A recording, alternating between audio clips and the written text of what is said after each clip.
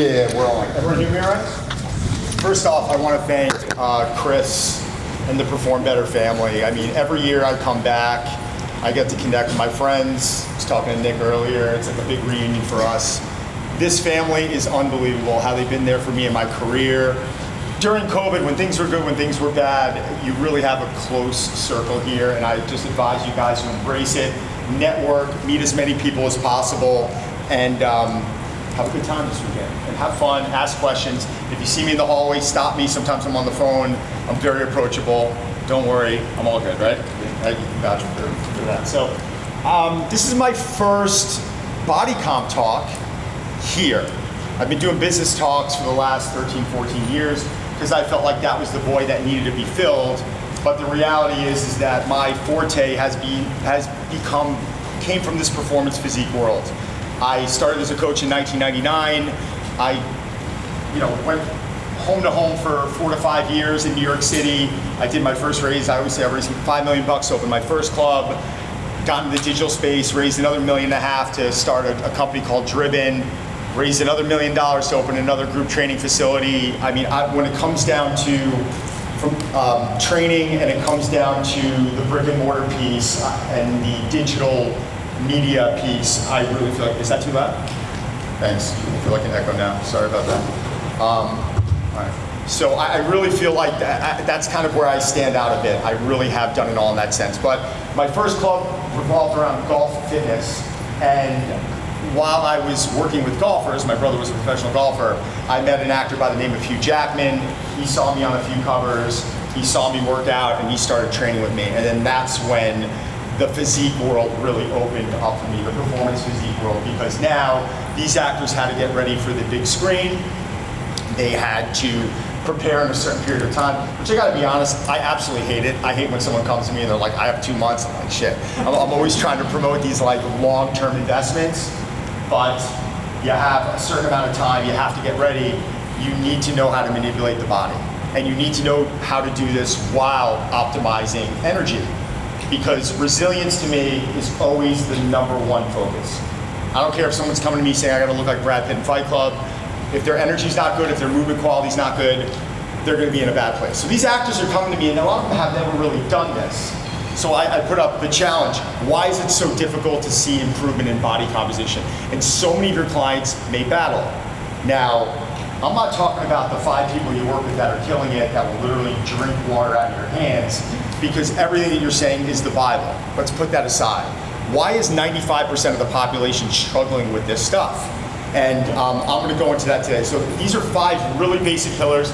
I did not create these pillars. Yes, supplementation's up there. Yes, it might be a very minuscule piece of all this, but supplementation now has changed a bit. We'll get into blood work, hormones, etc. So 5 pillars that I like to focus on. These are in no particular order, except I would always start with mindset first. And I'm gonna walk you guys step through step. Granted, the clicker continues to work the entire time, great. So I'm in over 80 countries now selling programs.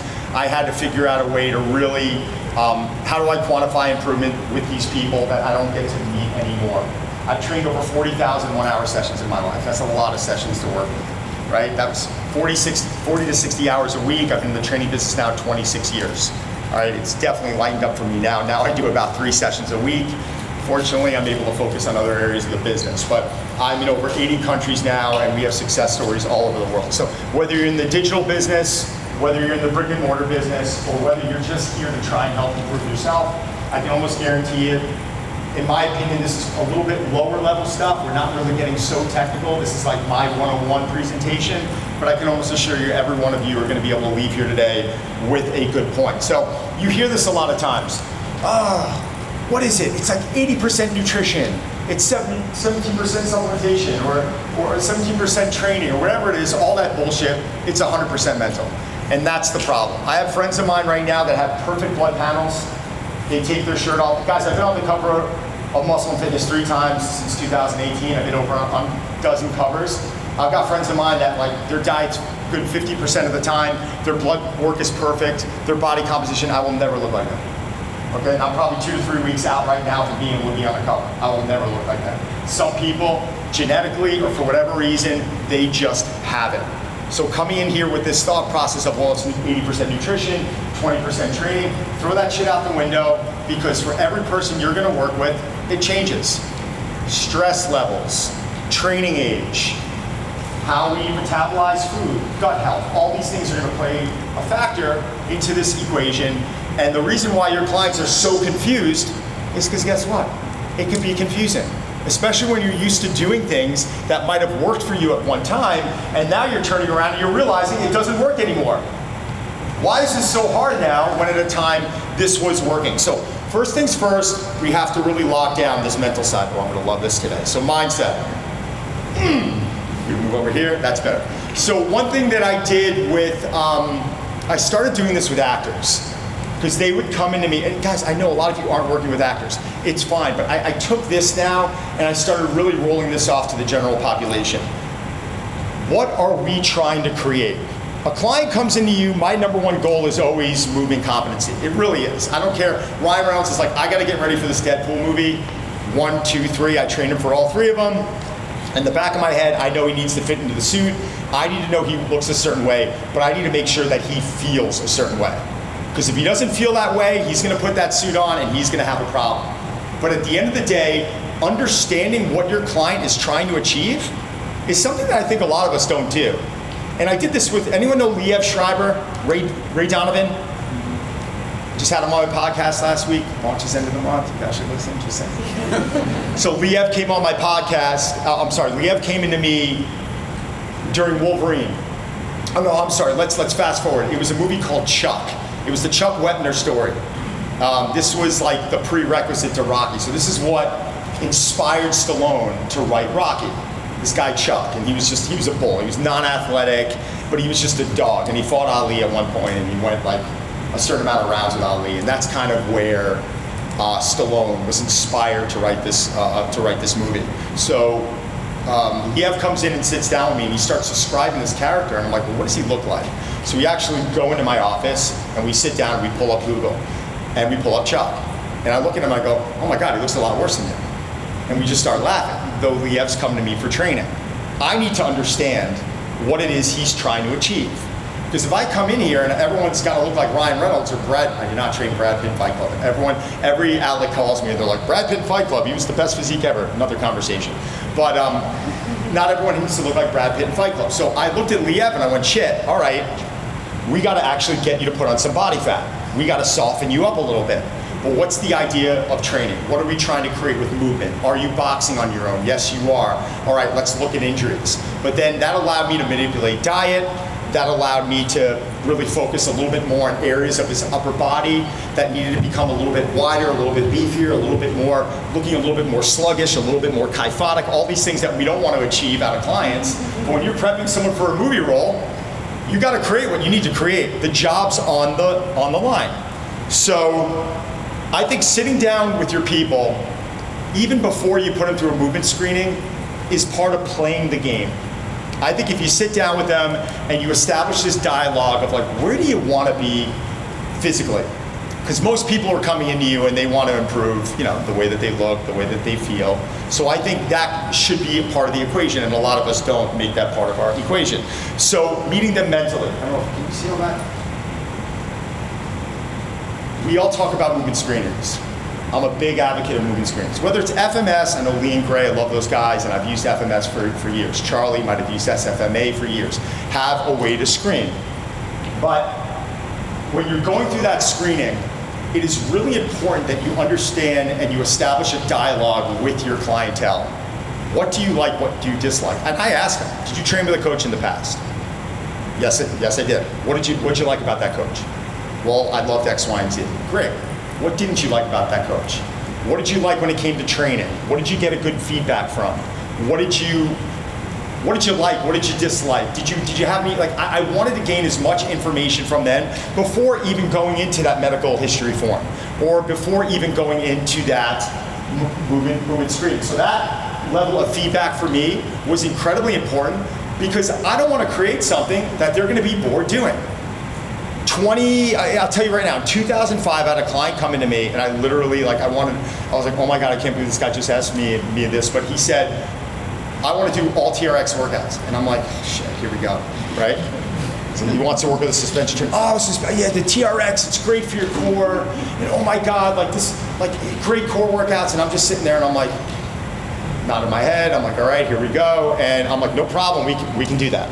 So what do? I go home, start figuring out suspension trainer workouts, come back, do literally nothing but suspension trainer and some body weight stuff for the next 30 days. And then he finally turns to me and he says, I love that, but now what do you got for me? So I had to meet him in the middle. I had to establish that level of trust. So sitting down and asking these questions, really important. Understanding person A and person B, understanding what you're working with. I'm not gonna turn around and hand my A+ diet to someone or my A+ program to someone if you know they're just not going to accomplish it. I still don't understand coaches. Why are you handing them the diet that has worked for you or that Chris Evans used to get ripped for whatever movie he was in, yet this person can't even get in breakfast, right? So understanding what is involved in their life. Right? Do they have a supportive spouse? Or is their spouse just rolling their eyes every time that they're running in the gym or prepping a meal because it's something different than what it is their family is eating? Right? Understanding these things are important because I still do believe that you can come in and take a minimalistic approach with people to get them from point A to point B. I've had it. I'll name drop again. Emily Blunt, trained her for years. She's got a perfect physique on her. She's in great shape. She came into me for a movie. I'm like, what are we trying to do here? She's like, just keep moving. So, okay, Emily can continue to have that tequila she wants to have on Saturday night or an occasional slice of pizza. It makes her happy. Why am I gonna come in and why am I gonna throw the kitchen sink at her? Why? Because it's what's best for her? That's not what's best for her. She's gotta be a mom, she's gotta shoot a movie, she's gotta be good up here. So understanding the profile of your client, very important. Yes, this is a body composition talk, but you need to understand this before venturing into this because most people are not gonna get this stuff. If I turned around and I took the majority of you and I told you to live the way that I live and eat the way that I eat, you're not gonna do it. You're not gonna do it. That's what's difficult for most people. It's not cold plunging. Cold plunging is not hard. Infrared sauning is not hard. Doing the boring, monotonous shit that you have to do to find a level of excellence for the last 30 years, that gets difficult for some people. And rinsing and repeating, and rinsing and repeating, and rinsing and repeating. Speak to a bodybuilder and tell them how they feel after 12 weeks of diet prep when they've literally been slicing vegetables, the same vegetables every day for the last 12 weeks, and you tell me their level of sanity. People knock it. One of the most difficult things I've ever seen or I've ever gone through. Come on, baby. Managing that journey. Now, I love to lay things out on a macro standpoint, and I'll get into that later on, how we break it down from a macro and micro standpoint. But I think managing the journey is incredibly important.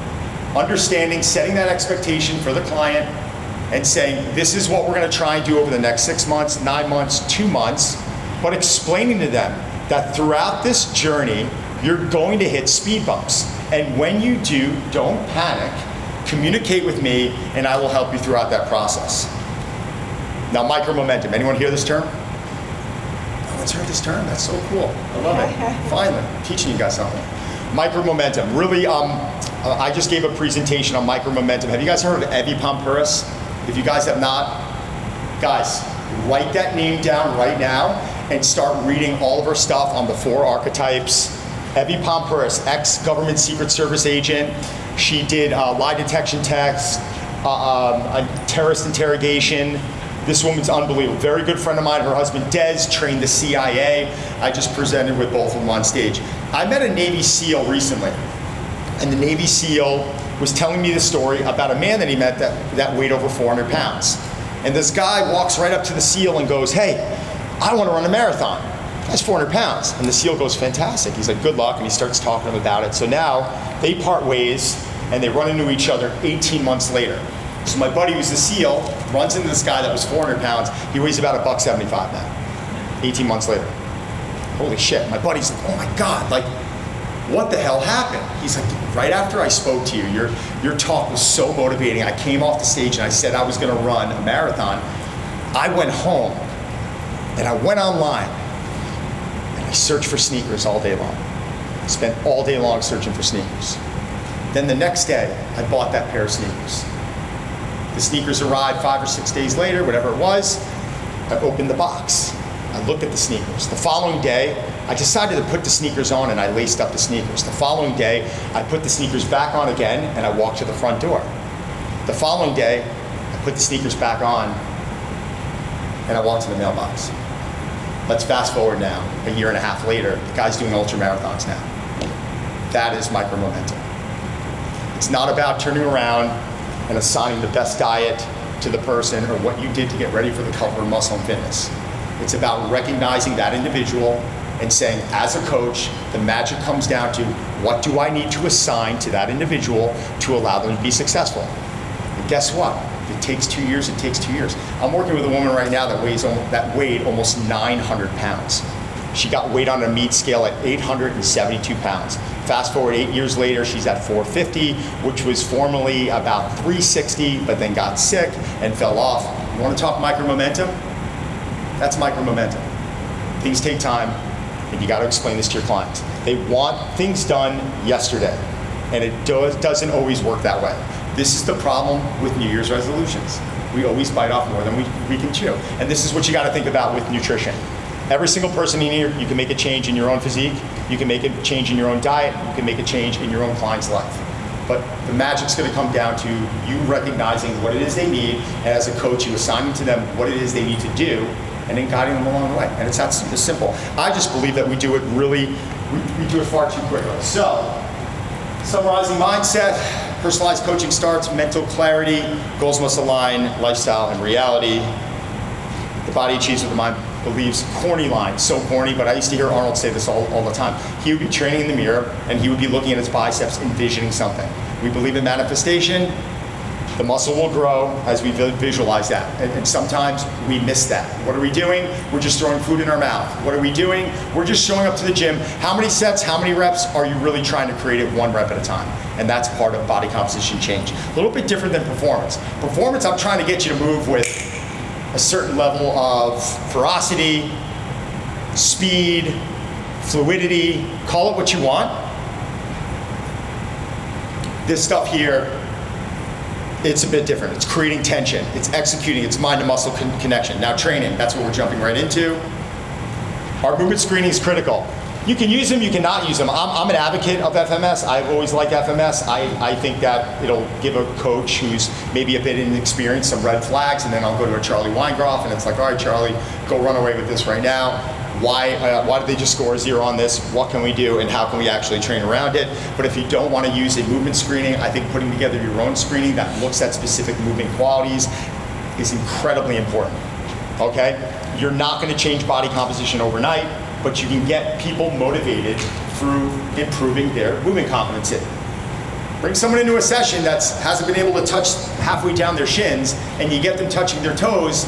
Wow, that's like a pretty cool thing. Like, look what we just did in 45 minutes, man. Like, give me a few months, watch what happens, and then you have them drinking out of your own hand. Working with injuries, I don't know. How many of you here work with athletes?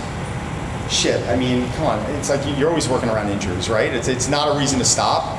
It's always a difficult decision. It's always a difficult position I'm put in when someone comes to me and goes, the doctor says do nothing. It's like, all right, like, as a coach, am I going to say, well, the hell with the doctor? He doesn't know what he's talking about. Well, maybe he does, because maybe there's a reason why this doctor is telling you that they should not be moving. But what I'll still do is I'll still include my medical team here. All right, they rolled their ankle. The doctor's saying don't train. You're right, Donnie, come on. Cardio, ropes, seated, air bikes, feet elevated, upper body till they're blue in the face, train that opposite leg. We can still do some isolation movements. Let's give them that training effect. And I've never met a human being that hasn't gotten injured at some point in their career. So I know anytime I get injured, it's usually because of contact injuries, hockey, whatever it is. I've broken my ribs, I've broken my hands, I've split my skull, I've broken my kneecap, so you go on and on and on. I've never stopped training. Shattered my ribs, did not stop training. I'm literally on a step mill with my hand in my pocket, walking up and down the stairs, for a month, and you guys break your ribs, it's very painful, but shit happens and we gotta find a way to give that training effect. So when I'm designing a program, I'm really looking at after I'm looking at all the screens and I'm going through the medical questionnaire and all that stuff, it's now a determination. I'm looking at volume, frequency, and I'm looking at intensity. Right? There's so many different ways that we can all, as you know, you can all gift wrap this. Of course, there's a reason why people are really confused. I can bring someone in who's incredibly deconditioned, who scored really well on the FMS, and I can start running them through a a basic mobility circuit, body weight. We could be doing inverted hamstrings. I'm looking at them, they're out of breath. All right, oh boy, we got a problem here, right? So you better learn how to write programs, and you better learn how to manipulate these 3 areas if you want to put together a sound program. But for me personally, like my training, I was talking to Nick earlier, it's always changing in the sense of like, I need to be excited. When I say I change it, I don't mean every week. I mean, I'll commit to a specific cycle of training for it could be anywhere from 2 to 3 months, a specific focus, a specific emphasis. I am locked into that training, and then towards the end of that, mesocycle, I am assessing how my body's feeling and what I'm actually craving to do. Because I do not want to go into another heavy squat cycle if I am suddenly like becoming really stressed because of work, or travel's increased, or my body's just not feeling great, or maybe I'm just stressed out because my daughter's leaving for college in 2 months. The thought of putting a bar on my back is an absolute nightmare, and there's other characteristics that I can start focusing on. Training intensity, RPE, RIR, I kind of have to cross-reference both. I mean, everyone here knows RPE, rate of perceived exertion, RIR is reps in reserve, right? RPE for me is a little tough to judge because how you might rate an 8 and how I might rate an 8 are 2 different things, so I normally like to cross-reference them. When I'm turning to an individual and I'm saying 2 reps in reserve, guys, 2 reps in reserve on the squat? Nick, what is 2 reps in reserve on the squat? It's no joke. It's no joke. It's not racking the weight, being like, oh, I can keep going for like 5 or 6, which most people do. When you're giving someone a 2 rep in reserve, that is no joke. My eyes are about to explode. So, Don, what did that feel like for you?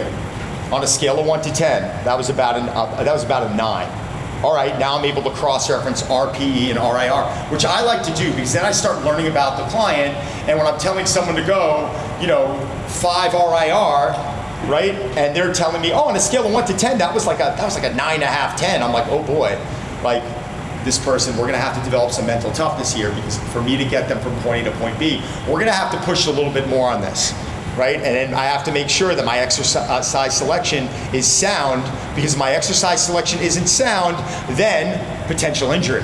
Because we all know newbies, you can't throw them a lot of advanced stuff, which is why I love the Airdyne bike so much, because we can drop the hammer on that, it's safe. Granted, I'm measuring heart rate because we don't want to have a heart attack. Let's be very clear there. But this is just a really basic RPE breakdown, and I even think that's confusing. But I put that up there for a reason, because how you go, oh, are you 9.5? Are you a 9? People are like, what the fuck are you talking about? Like, that was hard. I'm not used to this. So where patterns reveal capacity, these are specific areas that I'll look for in the warm-up. Now, I normally call it the warm-up on the first session, and then I change my terminology. And guys, call it whatever you want. Prehab, dynamic warm-up, whatever you want. But I really call it the warm-up the first time because I'm looking at these patterns. And then after that, I call it practice. And I call it practice because based off of my screening, my FMS, and based off of this, and based off of me seeing them actually move for a session, I can then turn around and determine what it is that individual needs to do to practice. I'm gonna pick on you. So no offense, if I throw you on a pull-up bar and you're able to hang for 2 seconds, we may have to work on grip strength, right? And maybe that's really important for our goals. Grip strength is going to be something that I might put into practice. Because I believe if you want to get better at something, we need to practice that more frequently. If you can't do a push-up, I'm just making this up, I'm not picking on you. But if you can't get a push-up in, push-ups might be something I want to practice with you daily at a lower intensity. So that might jump into our warm-up, I call it practice. But I'm still focusing on things like thoracic rotation, thoracic extension, hip internal external rotation, balance, shoulder mobility. I'm working on all this stuff, but you will see me in my workouts practice things that I see you need to improve. Okay? Pretty easy? Training styles and modalities. This is like, I could have done a whole presentation on training styles and modalities because there's so much confusing stuff out there. These are tools that you'll see me use throughout a year for different individuals. I will not use these with everyone. There is no need to. Just teaching someone that exercise is a skill, the value of that is so important. I believe in progressive overload, but I also understand that we're not going to continually get stronger, and it's physically impossible. And if someone in here tells me you've been getting stronger every single day, you're a liar. It doesn't happen. So what do we do when we come in those days and the client's grabbing the bar and they're like, holy shit, I got 10 reps last week and I'm only doing 8 now. Explaining to them that exercise is a skill and execution is so important, and just getting in there and focusing on tempo, that is phenomenal, and you will improve from that. But these are different modalities that I might use with myself or other people. I had to give Mike a shout out there. I do Boyle in there, right? All the Boyle lovers here. I love Mike. Big fan of him. So these are different modalities that I might lean onto throughout the year. Geronda, like old school bodybuilder. This is not something strength coaches would do. This is all my strength coaches look at me doing this and they're like, what the hell is wrong with you? Like this is completely against the grain of what you do. I was banged up during the winter because of hockey, because of training, mentally, travel. I was in Dubai, I was in Europe, I was flying all over the place, and I needed to do something. I don't like to train light. So what did I start focusing on? I started focusing more on rest intervals. Weeks 1 and 2, 4 sets of 12 at 45 seconds rest. I never take less than like 3 minutes, right? Weeks 1 and 2, 4 sets of 12 at 45 seconds rest. Weeks 3 and 4, 6 sets of 8 at 30 seconds rest. Weeks 5 and 6, 8 sets of 6 at 20 seconds rest. Week 7 and 8, 12 sets of 4 at 15 seconds rest. Training different energy systems. Did I get stronger? Well, I improved work capacity. Did I get leaner? Yes, I did. In that 2-month span, my muscles definitely, I saw them get more symmetrical. I saw them get more rounded. I dropped body fat. I wasn't beating the shit out of myself with cardio. My body felt really good. Psychologically, what a fun pivot for me or a client to jump into when all we've been doing is upper lowers, right? Or push-pull legs. I love these splits. They're phenomenal. But there's an entertainment effect that you guys got to play to a little bit if you're going to keep clients happy. If you want to come in and keep doing upper lower splits and you're going to come in with the same shit every single day for the next 4 or 5 years, then that's fine. It works. But I believe in keeping people stimulated. And I also know for a fact that making these little changes they give you a lot of return. Now I'm like about to finish this phase up and I'm ready to go heavy again. I'm excited to get back down to 5s and 3s, and my rest intervals are going to start bumping up, and I'll start transitioning out of that. I'm not going to do a complete 180 where I'm back in like a power building phase, but I'll start transitioning out of this, right? So I will lay out my mesocycle. My year or 8 months might be laid out, but then I recognize that throughout time, I've got to make those adjustments. Other advanced techniques already just kind of dropped into this a little bit. Clusters, negatives, how, when to use them. These are advanced principles I would not use with the majority of your clients, but as people start getting more advanced, you could start sprinkling these things in and they're very stimulating, physically and mentally. The cardio equation. I think everyone's pretty damn confused on this. I mean, unless, I don't know, anyone here do VO2 testing? I do VO2 testing. Anyone? Really? A couple of you do VO2 testing? It's interesting. I think it's definitely, it's interesting when you jump on a different modality and you see the difference between a treadmill and a bike and how, you respond differently to that. And I think this stuff's information. But again, the reason why this stuff is so confusing is because stress is such a major factor to all this. And if you're cranking away and doing, zone 5 intervals, and out of nowhere you have a couple of bad days, might be something you want to reconsider. I am not a believer in sitting there, well, this is what the program says, and we have to get into zone 5. There are days your body will not want to go there. And there's other decisions that you can make for your client that's going to allow them to feel successful and allow them to come back the other day feeling stronger. I'm really more of a believer in training in all zones. Walking, I do not consider cardio. Walking, I consider one of the greatest activities that we can be doing, but if you're not getting into zone 2, I'm not considering that cardio. I consider that like a zone 1 walk. It's activity. It's just movement. Get those steps in, 100%. I spoke to a lot of people who actually I'm gonna throw him under the bus. Will Ahmed from Whoop. I had a conversation with, I was on his podcast like years ago, and he's talking to me about how, at the time, walking's not a high performance metric. Really? Like it's not something you're gonna use for high performance people? Like you're not gonna use this for a professional athlete? Like really? And then recently he's like, oh, Whoop's adding steps into it just takes time. People get this thought in their head of what's needed, and I think we get so enamored by heart rate monitors and getting into these different zones. I can assure you that 90% of the people out there that wear heart rate monitors, most of them do not know what the hell they're wearing it for. Do we all agree? Hands up, right? Okay. Oh, my heart rate got to 165 today. I'm like, okay. Like, what does that mean? Like, maybe that was the worst thing for you to do today. Maybe your heart rate should have been at, 110, right? Well, I got into zone 2. Well, you're in high zone 2 or you're in low zone 2? Like, what is it you need? And these things take time to figure out. But zone 2 cardio, the reason why, I mean, people are like, oh, it's this new zone 2 cardio. I'm like, that's what bodybuilders were doing like 100 years ago.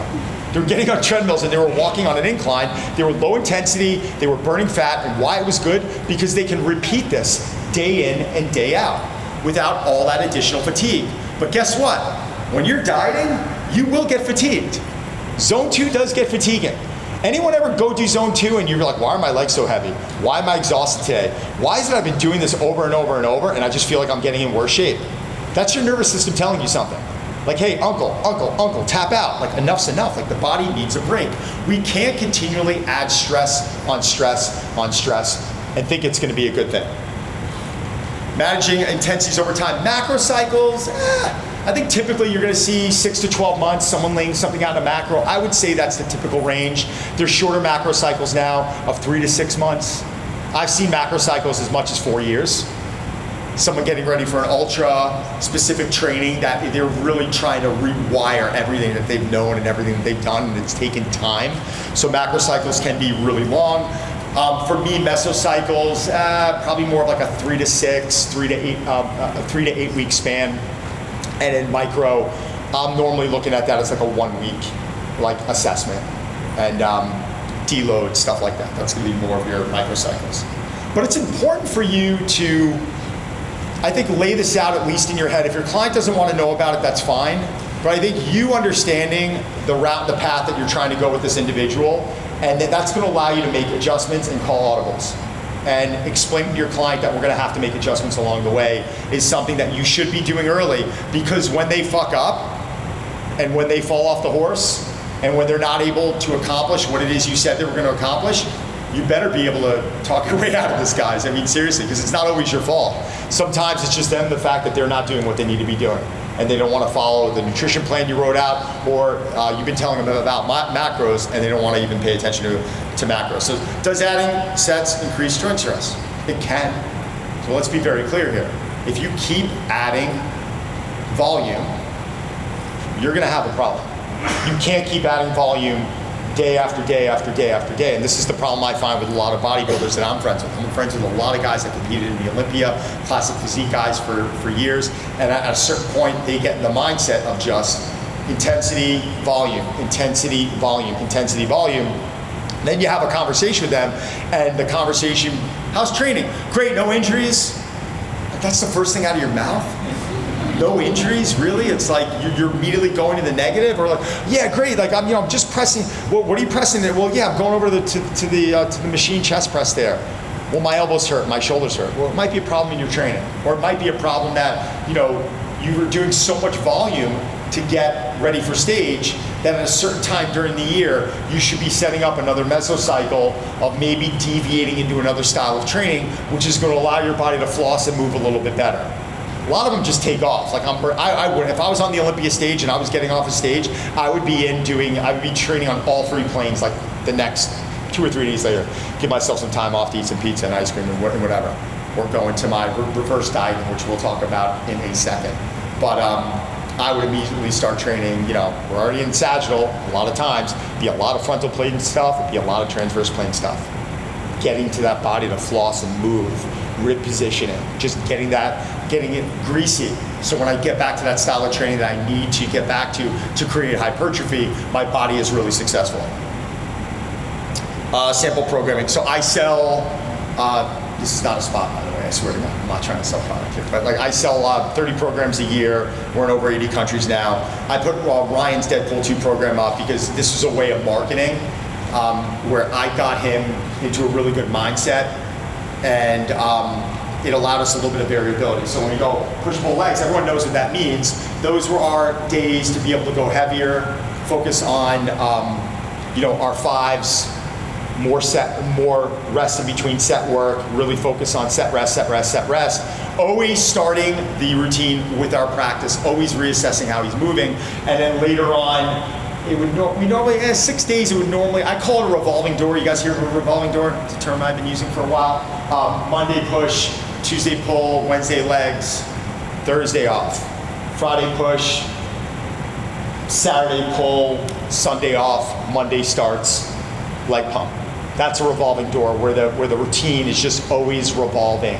So that's a way where I could take a 6-day routine and turn it into 5 days. Might give him a little bit more variability if he's training, seeing how his body's feeling. If he gets off a plane, he comes back from Wrexham and his body's exhausted. We're not doing, heavy leg day. We're doing more leg pump day. So it gives me an opportunity to be able to flip-flop that a little bit, allow him to feel like he's successful, sweat, recover, still feel like he's working towards his goal, but again, not getting him off a 5-hour flight, trying to load his spine or do specific things that, I don't believe that we should be doing. Jumping into nutrition. These are the areas I'm really looking at, right? This is, in a nutshell, clean eating. This is a term that everyone hears. What the hell does that mean, right? It's where your nutrition is going to be very protein dense, very macronutrient dense. You've got your carbs. You don't have a lot of sauces on it, right? Where it's not fried in oils. It's something that doesn't have to be dry. You can mix it with condiments, right? Especially if someone's prepping for a magazine cover. That's when I will remove any type of deviation. If I'm prepping for a magazine cover, I can tell you right now, my deficit is 275 grams of protein, 300 grams of carbohydrates, and about 75 to 80 grams of fat. And if I got on that right now, me being 210, I'll probably drop to 205. And over the next 3 weeks, I'll probably lose another pound, but every day you'll see more veins in my neck, in my upper chest, etc. So we don't always have to do carb cycling, and it doesn't always have to be this crazy pivot from what it is you're doing. My line is always 365 days a year, I want you 2 to 3 weeks out. 2 to 3 weeks out is a bodybuilding term, meaning a lot of these actors, I want you in shape, I want you feeling good. But if you got a call from a magazine and you had to be on the cover, how do we prep you? How do we get you ready in 2 to 3 weeks? So there really is a bit of an art into measuring this body composition change with high levels of energy. Because when you hear people going into deficits and their body's fried and they're exhausted and they need to just sleep for the next 3 weeks because they're so depleted, that does me no good. I do not want you working, I do not want you leaving your life exhausted, living your life exhausted. If you are an Olympia competitor, I get it. Knock yourself out, but you're definitely not listening to me right now, because it's one way or you're not even going to place on stage. So cleaning, nutrition quality. Probably the most important thing that I look at all year long is, how nutrient dense is our food, how powerful is our food, right? This is when we're going to get into talks in a few minutes about fiber. We're going to get in talks with the 3 major macronutrients, the things I want you guys to pay attention to. But when I'm eating foods, 99% of the time, I want them to have benefit on my body, okay? And that in time is gonna allow you to be more resilient, higher levels of energy, better sleep. I'm just not someone that's gonna start grabbing a cookie off the counter on a Tuesday night. I'll pick my battles, I'll do when I need to do it, but I know there's rules that I have to live by, there's laws that I have to live by, because for me to be at a level of body fat that I'm at all year long and have high levels of energy, I have less room for error. I just do. And I'll be 49 next year. So for me to be like that, I've got to live a certain way. Volume, how much food we're eating per meal. You and I might eat the same foods. They're going to look a lot different. We all know that in reference to volume. Frequency, how much time during the day. It's just math. Have you heard that term? Macronutrients. It's just math.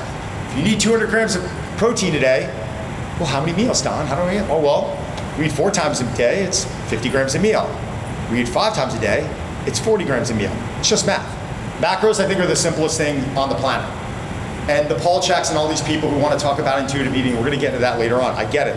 If you're the 21-year-old woman, no offense in here, sorry, that's always looked great your entire life and you've never measured macros and you're talking to me on social media about intuitive eating, congratulations, you're a phenomenal person. But the reality is most people out there we have to remove that guesswork. You know what I'm talking about? Like those voices when they're like, this is what I eat in a day. And they're like sitting there like, background noise and stuff like that. It's fine, and I'm glad that person is able to get through life with intuitive eating, but when you are not making change, when your body is not moving, if the needle's not moving, we have to start knowing what's going into your body.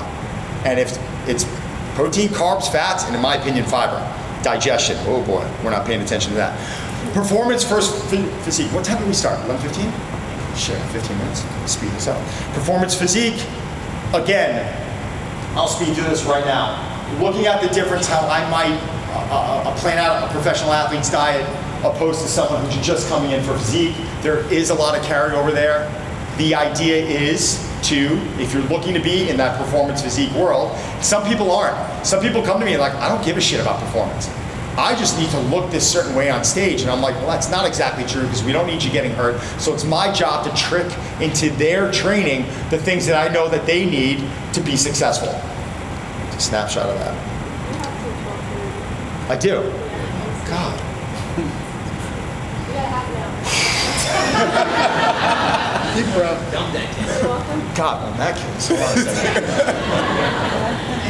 On that note, Do you guys see the Quench booth out there? No, the hydration company. I'm a partner in that company. Show some love. Go grab some free Quench. It's amazing. Life is good now. Oh, Jesus. Whew. All right. So we got all that, right? Do I need to spend more time? Good. Now, we understand, and guys, I'm sorry. Don't roll your eyes right now. But I have to say it. Some people in here may not know. Protein is your muscle building block, right? Carbohydrates and fats are your energy sources. That's not enough. Because I could turn around right now and I could start eating chicken and white rice and nut butter and not get enough fiber. So you have to really dive into someone's nutrition and understand where their fiber is. I believe most women, you should be around, my barrier of entry is 28 grams a day. 20 grams and up, ladies hit it. Guys, 38 grams and up, guys hit it. You can go higher. There's always the cost of business if you go too high. Be careful, please. But I can't tell you how many people have come to me with fat loss problems and looked at their fiber and their fiber's at 12 grams and then we make a change in the next 3 to 4 weeks and their body composition makes a completely miraculous change. Again, why I like measuring macros, not for everyone. Do I measure them personally all year long? I probably measure them 90% of the year. There are times I'm going on vacation, I'm like, who cares? Like, just have some fun. When I have to prep for something, or when I'm dialed in and I'm like in mode, which is mostly all the time, I want some consistency. I want to understand what's going into my body. It also allows me to have some different foods where if you're eating sweet potato all day, it's miserable, right? If I'm hitting my fiber earlier, I know I'm coming close to hitting my fiber early, maybe that allows me to have some jasmine rice. Ooh, I'm really excited. Holy shit. God, I used to eat like Cookie Crisp and Captain Crunch when I was like 12, 13 years old. My son now will like go grab that shit. I don't even say a word to him. People are like, how do your kids eat? I'm like, however they want. I believe like I lead by example with that stuff. Like my kids going to they want to eat whatever they want, they can. But that's another talk. They eat well because they see us doing what, makes us feel good. And I'm not sitting there forcing my children to do something that, I'm not willing to do. They have their fun, but they'll always kind of come back. I'm really impressed with what they're actually doing. So fiber is super important. Getting it, again, into that intuitive eating versus macro awareness. I'll have people with, food disorders, macros stress me out. I get it, right? Where are we going to start an individual? I love intermittent fasting. Not me personally, please. I love intermittent fasting. All right, well, what are we trying to do here? I'm trying to put muscle on. Well, look at your 8-hour window where you're eating. That's an opportunity. Guys, every hour during the day is an opportunity for you to get in these macronutrients. It's an opportunity for you to hit that number of fiber, right? It's an opportunity to get the nutrition in your body that you need to get. I understand the value of intermittent fasting. I understand why people are doing it, whether it's an anti-Alzheimer's protocol, whether it's whatever it might be. There's so many different things out there now, but you're missing that opportunity to get your nutrition in. And what I'm finding is, unfortunately, I'm going to make this stat up. I bet 90% of the people who use IF is using it as a rebound effect to a poor night's eating. You go and you eat like shit, and what happens? Oh, I'm going to fast. Okay, well, you just stressed your body out with terrible nutrition. You've put toxins in your body. Now you're going to starve your body. Well, I want to give my digestive system a rest. Well, do what you want, right? But it's this yo-yo effect where now they're having a protein shake at lunch. They're eating a salad in the afternoon. They're famished in the evening because they're not hitting that TDEE. TDEE stands for total daily energy expenditure. There's a certain amount of calories that we need to be able to perform. I call it like our break-even calories. That's like combining our RMR with our resting metabolic rate with the number of calories that we are, our activity level is, causing our caloric need to rise. So if you're not hitting your TDEE and you're always in a deficit, and some of you are in a massive deficit, and some of you are in a massive deficit day in and day out, this is going to become an incredible problem on not only your energy level, but also your body composition change. It's very difficult for your body to make change if one day you're consuming 250 grams of protein and another day you're consuming 150. It's not a lot, guys. I mean, I could turn around and eat beautifully today and get 4 meals in, and then eat beautifully tomorrow and get 5 meals in. That could be a 50-gram difference in protein. That's drastic. And if your diet's yo-yoing that much, we don't always look at, well, maybe it's nutrition. Everyone's like, well, I'm in hormone fatigue. Like, you're probably fine, but maybe it's the fact that you've had 2 meals every day for the last, few weeks, and you got hammered 2 days ago, and you're in a fight with your girlfriend, and you're stressed out. Like, these are things that are gonna make you feel like crap. So I think macros a lot of time removes that guesswork and allows us to make good decisions. Micro versus macro. Again, I explained macro. Micro is just more of the vitamins, right? This is like not stuff that's gonna necessarily be adding calories into your body. This is the stuff that's gonna make your food really, really powerful. Gut health. I mean, I feel like all the stuff that we're talking about right now, even with body composition change, this is where I see bodybuilding change a lot now, and this is where I'm seeing people really losing an incredible amount of body fat. Is, are probiotics good? Sure. Are fermented foods good? Absolutely. I'm doing little tricks now, like adding in kraut or kimchi, maybe 2 ounces, which is like, those little dishes that maybe your mom had in the cabinet that you were like, what the fuck did she use that for? It's like just sitting there next to like the normal bowl that you're pulling cereal into, but you see these little dishes that you're like, what do you put ketchup in that? I have no idea. Now I put kimchi in those things, and I might have 1 to 2 ounces of it before a meal. Now, if I'm doing that before 3 or 4 meals, wow. I'm getting a lot of fermented vegetables in, and that's really gonna help out my brain function, and that's gonna also help out my gut health. So there's things now that I want you guys to start focusing on, that there are ways to enhance your nutrition where it's just not like eating chicken, sweet potato, and broccoli. It's good, but as we make these things more powerful, you're not only gonna notice an improvement to performance, and improvements to performance is gonna mean an improvement to activity level, which could mean an improvement to sleep quality, improvement to mood. Your mood gets better. Out of nowhere, you're less stressed. You will see body fat lower. Meal timing and frequency. Again, it's just math, right? It's understanding who are we working with here. I could talk about this person I'm helping out. She said I'm allowed to.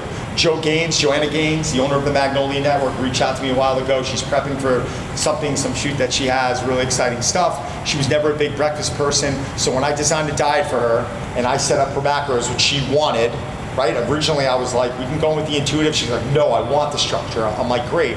We started mixing in a breakfast that was a little bit smaller, because I knew if I'm gonna go figure out her exact macros on a Mifflin calculator, and it's saying 1,600 calories, but I know on the day that she hits 1,600 calories, she's full, this is gonna be a lot for her, because this food's a lot more fibrous, and she's gonna feel really bloated. So I dropped her to like 1,350, it was less calories, we nailed it. Day 1, out of the box, getting her food down, she's like, I love the structure, I feel great, I'm not too full, energy's level's great, already a few days in, she's like, I'm feeling better. I'm feeling like I'm getting rid of some of that water weight. Success. It doesn't always work out that way. I normally need 1 to 2 weeks to be able to really dial in someone's macros. But you gotta be compliant, and I'm gonna talk about that in 1 second.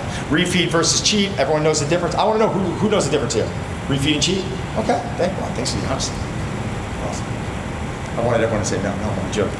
Refeed is how we bump calories without actually doing a cheat meal. So a refeed for me would be, well, if I'm at 300 grams of carbohydrates during the day, I'm gonna increase things like my rice intake. Or I might have foods like dates that are very calorically dense. Higher in sugar, not a bad food, but very calorically dense, where I know I can get 5 dates down. That's only 5 dates. Eating 5 dates is like having 5 M&Ms. It's like the easiest thing, and they're delicious. That's almost 100 calories. That's almost 100 grams of carbohydrates. So refeed is my ability to drive calories without consuming foods that aren't clean.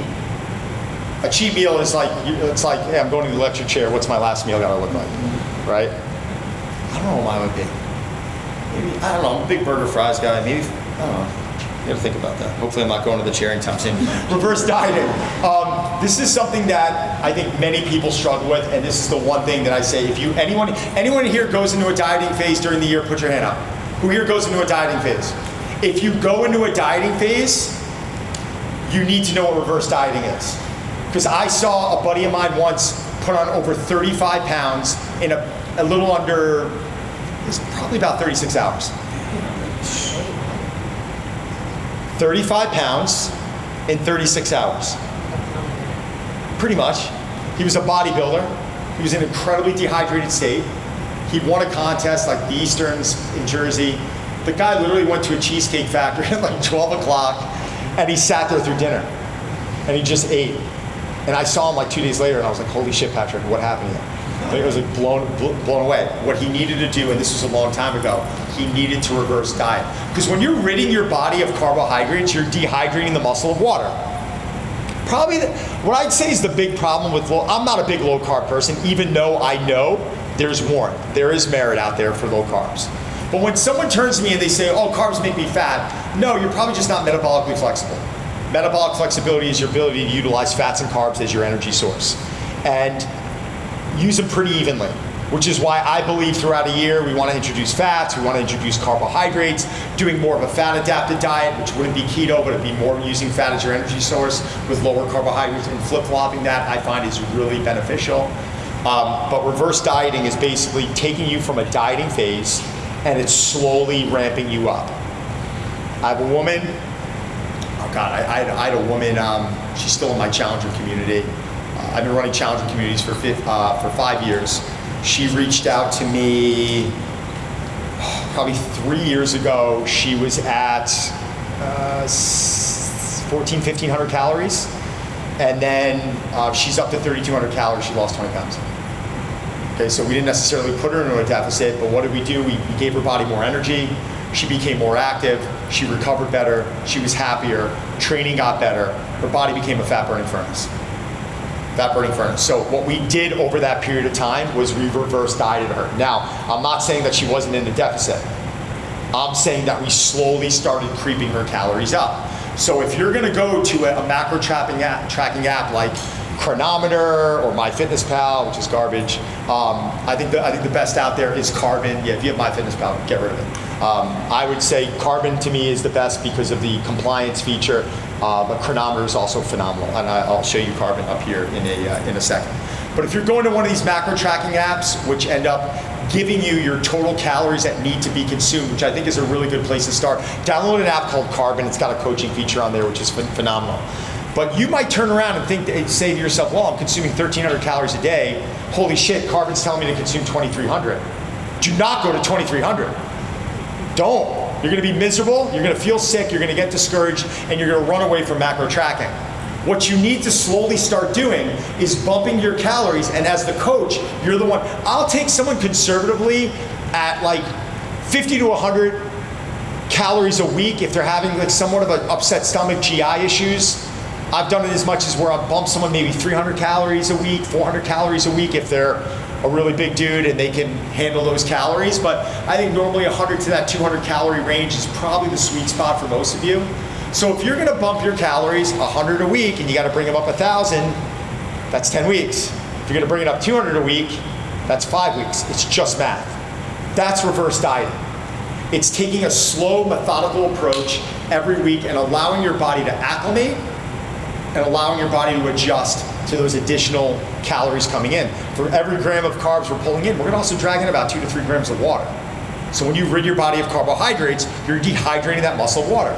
And that's the problem with most people doing no-carb diets.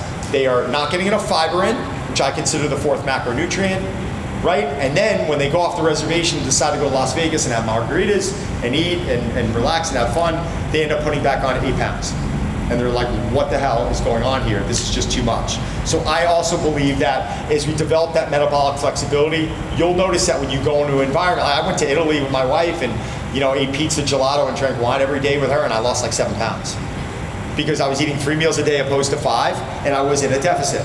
I don't think I looked good. I was soft, like I felt like fleshy, but the reality is I didn't gain weight because my body was so acclimated to consuming carbohydrates. Think about it, if I'm consuming 400 or 500 grams of carbs a day, and I go and eat like, maybe I'm getting 250 in a day, eating that way, like it's not as much. So this is carbon, so this is just like a little example. What I like about carbon, and I'm giving them a shout out right now, is that it's got a compliance feature on there, where when it figures out your macros, this is like a coach in your pocket. When it figures, you can go to my website too, I think there's like a discount code there, you have the ability, if you sign up through my website, you'll have the ability to win an hour coaching call with me, which pretty much you will end up doing at some point, because we pick out like a hat every month, and I've been getting a lot of great sit downs with people. But Carbon has a compliance feature, which means it'll give you your macros, and it'll give you an average. So if your protein needs to be 250, it might tell you that your protein range is like 242 to 258. And if you're in that range, check, compliant. It'll take the average of every day, and it'll say to you, have you been compliant at the end of the week? So I had a cousin of mine call me the other day, a couple months ago, and he said, I gotta get leaner and this and that. I said, I told you to download Carbon, right? He goes, yeah. I go, are you compliant? He went back in, no, I'm not compliant. I said, be compliant and get back to me. He calls me back in like 3 weeks. He lost like 7 or 8 pounds, specific number. So it weans out all the bullshit. If you're hitting your numbers and you're compliant, this is a big problem with tracking, is that people just track and there's no real accountability. There's no line to this thing. At the end of the week, are you compliant or are you not compliant? Then you can turn to your client, hit compliance, and then I'll make the adjustments on it. And then based off of weight gain and weight loss, it's gonna tell you whether to go north with the calories or go south. Supplementation, yeah, they're supplements, right? Like, are they necessary? Well, I think when you start getting into talks, my good friend Allie Gilbert, who is doing a lot of that men's health talks that she's doing, she's really dialed into the bloods and labs. I work with some specific doctors that will sit there and they'll do blood analysis, and then we can determine whether they need specific vitamins, etc. Guys, I'm saying this right now, and it does not make me any better than the next person. I've never taken a performance enhancing supplement. I've never done TRT. I've never done a peptide. Why? Because I just haven't had a reason for it. Do I think there might be some value out there? There is for certain people that are deficient in certain areas. Steered and led by a doctor, that stuff can be valuable. But I'm not going to get on anything that I just don't need to get on yet. I don't think it's a point. So I just think if you're going to venture down that path, speak to a medical professional and just be careful. Because even in the peptide world right now, I've been diving into BPC 157 and all the recovery benefits and this and that, and it's like, well, it's third-party tested, and well, it's like black market. You got to be careful where you're getting this stuff from, and that's my only advice. But I think even from a blood work standpoint, I started doing bloods when I was 16. Dr. Gary Wilder was on the congressional hearing for Major League Baseball. He happened to be my family practitioner, and I learned a lot of this stuff from him. So going into my years at Drive 495, the club that I owned, I was taking, they were drawing my blood. We had a phlebotomist coming in, and then we were able to supplement through vitamins, et cetera, and things that I actually needed. The only must-haves that I believe in, there's no must-haves. I don't like vitamin D. Is it a must-have? Well, are you deficient in vitamin D? Protein powder, is it a must-have? Well, are you getting enough protein in? The best one, branched chain amino acids. Are they necessary? They're not necessary if you're getting enough protein. I'll use BCAAs when I don't have enough protein. I'll use BCAAs when I'm dieting for something, a shoot, when I have to keep calories a little bit lower. Ironically, it does satiate me a bit, and it does help me with energy. But the only two things that I would say now that might be must-haves, creatine, I feel like everyone on the planet should be on it, and I'm a big magnesium biglycinate fan. Thorne is what I use. So, jumped ahead on protein powder. I use this magnesium from Thorne called magnesium biglycinate. So you guys can go to my Thorne site. I think it's 15% off on there. So I've been a big advocate of them because they originally started as a research company like 40 years ago, and then they ended up designing supplements. It's all NSF, and there's things now, like I'm going to be a part of their exit where I'm helping them formulate specific things, and they've got a lot of SKUs, so I can check a lot of boxes. So if doctors are coming in and they're like, this person needs X, Y, and Z, do they have it? Absolutely. There's this other booth out there called Spoken. I'm not with them, but I think they're a phenomenal company. Charlie Weinrock back there is working with them right now. And their sleep builder is like, it's like really good. So, but again, they got glycine, 300 milligrams of magnesium, inositol, L-theanine. This stuff's incredible. So, Collagen is not a muscle building protein. I'm sorry to break that to everyone. So consume your collagen. I think it's great, but understand, do I count that towards my total protein, which I would say around a gram per pound of body weight. We have to also take into effect that when you're consuming protein to your total number, you need to subtract a certain amount of protein that might be coming in through plants. They're not complete proteins. A lot of these vegan proteins now, what are they doing? They're infusing the vegan protein with BCAAs. That's what they're doing. That's why this builds muscle. Well, it's got BCAAs infused in it, right? It's not the same thing. It's always more difficult for me to work with someone who's vegetarian or vegan. It just is. Because we have to consume so much of that food to get protein to like this much when carbs and fats are getting to this much. It's a challenge. I don't care. I'm sorry if I'm offending anyone, but there's no denying that vegans and vegetarians working towards body composition. Anytime I see someone on stage who's like, I'm fully vegan, I'm like, holy shit. Like, you're like a fucking god. Like, it's, how did you do that? I'm like, I'm pretty impressed by it, right? So there's my thorn code, recovery. Perfect timing. I mean, maybe 5 minutes for questions. So understanding sympathetic and parasympathetic, sympathetic rest and digest, parasympathetic rest and digest, sympathetic fight or flight, understanding the nervous systems. There's just certain things that I'll key in on, like I won't drink coffee after a workout, like at specific times of the day. When do I want to stimulate? When do I want to get into that rest and recovery phase? I do believe that like a lot of times training, if your body is feeling like shit, you feel like you need all that recovery, I would first go and assess maybe training and lifestyle. I think could potentially, Charlie would argue that in the back, the best PT on the planet, the guy that I go to. But I don't think he would argue that like sometimes like you could be on a really good program and stress in life can take over, and then out of nowhere it's like a huge cluster, I'll stop cursing, of stuff going on in the body that's causing that routine that might have been working really great to not work so great anymore. So I would always assess that training, what's your training program, what modalities are you using at this time of your life, and maybe that's just a bad decision for you based off of lifestyle. Active versus passive, obviously another thing for recovery. We know active stretching, it's more through movement, passive stretching, more through our holds. And I believe, I've always coined it this way, like mobility is flexibility plus stability. Flexibility plus stability creates mobility. Flexibility is being able to get into positions, stability is having the strength, right? Mobility is where we're able to blend those two together. So I just categorize them a bit differently. I'm not saying that's anything scientific, it's not. Understanding HRV, a lot of monitors out there, a lot of great data out there. I'm an investor in Aura. Anyone know this company, Aura? Great, I've been with them for like 6-7 years, love it, great product. Is this stuff 100% accurate? No, but I think is it teaching us trends and is it allowing us to make decisions? Yes, right? It's showing us trends where maybe we're a bit in the tank. We can adjust those 3 things that I mentioned earlier. What was it? Frequency, volume, and intensity, right? You start looking at these trackers, and understanding HRV is something that I think CW in the back got me into with Omega Wave. How long ago was that? 10, 12 years ago? Yeah, 10, 12 years ago so that's, Charlie opened my eyes to, Omega Wave and HRV, and then you start getting into Joel Jamieson stuff, and you start getting into Whoop, and you start getting into this, and then you sit with Brendan Marcello, and you find out what's good and what's not good, and it's just become like this life's mission. Very, very cool stuff. Deloading. Now, deloads with my actors, someone prepping for stuff, a little bit more tricky, because you're not turning around to someone who's got 8 weeks to get ready and say, oh, we're going to throw an easy weekend at week 4. They're going to be like, no way, man, I need to keep going. So I think deloads are something, as a coach, you need to understand there's a reason why we put these in here, and I think it's for discipline. It really is, because I know how I am. If I'm feeling good and I'm training hard, I am not going to be like, oh, I need a deload this week. When you see it laid out in the program, it's discipline, it's structure, it keeps us from overreaching too much and running into a problem. And every person in here, and you are, at some point, you do, run into a point where like your body just doesn't feel good during training, right? We're just overreaching. So that where I think that's what really becomes this magic formula. Did I already switch them? Yeah. Sleep, obviously, this is, I'll quote Paul Chek here, it's free. The best recovery modality we'll ever use. And I had a buddy of mine who did move to, he went to Park City for, try not to look at my notes, I'm trying to remember, see how accurate it is, but he went for 3 weeks and I think he lost like 9 pounds. And he did not change, had the same chef he had at home as he had on the road, nothing really changed. It was stress, it was sleep, 9 pounds. We talked earlier, right? Recovery tools, that's my barn right out there. I built this like commercial grade gym in my backyard. I owned gyms for like 15 years, and then around COVID, I was like, you know what, I'm getting out of my lease. My 15-year lease expired May 31st of 2020. 15-year lease, can you imagine that?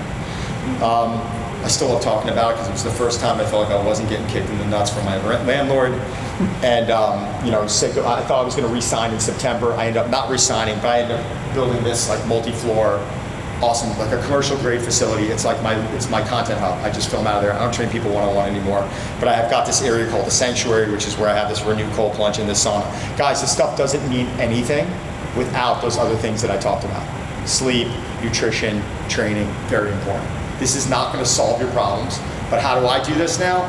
Sauna, typically 15 to 20 minutes post-workout. And I'll get on my phone and I'll answer emails until my phone overheats, which is normally at the 15-minute mark, and I'll throw it out the door, and I'll sit there and be bored for the next 5 minutes. I love dry heat, but I try and do that 5 days a week. Cold therapy, I mean, listen, a lot on blunting your hypertrophy. I'm not disagreeing with that. I like 30 seconds first thing in the morning. I don't like 3 minutes first thing in the morning. I sat with Andy O'Brien, one of our Sizzle partners. Andy's a brilliant strength coach. You know, worked with Crosby since Cindy Crosby since he's 13, and he just got offered the assistant GM job of the Florida Panthers. And Andy got me turned on this protocol that I really like. It's not scientific, but it's 30 seconds in the morning, just to get your adrenaline going. So I'll wake up, I'll red light, got a great red light. Most people aren't gonna have these modalities. I'll red light, I'll hydrate, red light for 20 minutes, cold plunge for 30 seconds, shower, back downstairs, food, and then to work. And that's what I end up doing. But again, this stuff means nothing. Firefly and Fly Kit, I will not travel or I will not fly without these sort of things. I'm now an investor in Firefly. Fly Kit's a great kit, Charlie and I use that as well. Flew to Dubai, no jet lag with both these things. I would look into them both. And come on, baby. Soft tissue work, you haven't heard, you know all this stuff. But again, these are, guys, this is like the cherry on the whipped cream. It's not necessary, but it's nice. It's nice to be able to grab it off your desk and use it and just feel better. If foam rolling is gonna make your client feel better, I don't give a shit what the research says, have them foam roll. Yes, sir? Yeah. I got, Saladino for 15% off on Firefly. I get no commission off of this. I basically just, be very clear, I bring in product that I like and they want to pay me, and I said, don't worry about the money, just give me a discount for people to be able to download so they can save some money. I don't care. Soft tissue therapy, 5 pillars. Now, what's next? Thank you first off for listening to me ramble. Podcast I'm launching with Joanne and Chip Gaines. That's shot 18 episodes. It will launch end of this month. We've got some pretty heavy marketing on. I got a book called Super Strong I'm launching. Ryan Reynolds is writing the foreword. That'll be beginning next year. Don Con's my yearly retreat. If you guys want to learn anything about what I'm doing, go to my website right here. I'm going to get out of the way. No, wait, it's lunch right now, right? I'm here if you got any questions. Guys, thank you.